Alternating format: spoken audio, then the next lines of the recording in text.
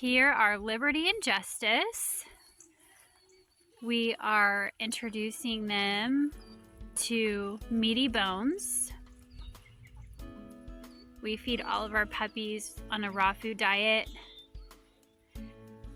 And this is their second time having the bones. The first time they actually whined a lot. They were kind of, because it's hard to pull the meat off the bone, they were kind of like, oh, this is hard. It's a struggle. But this time they're doing so much better, and we're just so proud of these two. And all of our puppies, actually, they're all doing really well. They're not complaining this time.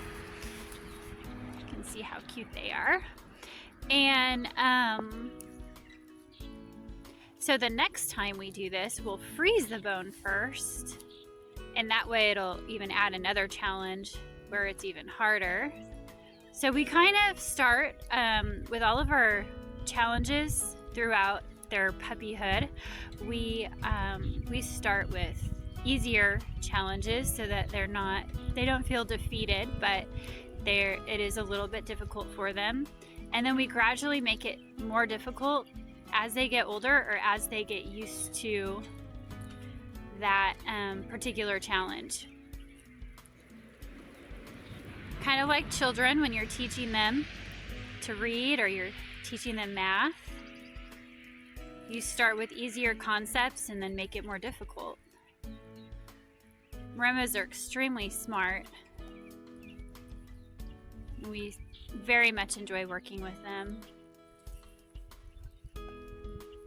Very sweet personality. They're doing a great job. This is Justice and Liberty. Liberty has the orange collar. Good job, Liberty. We also teach them to not fight over or be aggressive toward their food. Loud car. Some livestock guardian dogs tend to be a little bit territorial over their food. But we work with these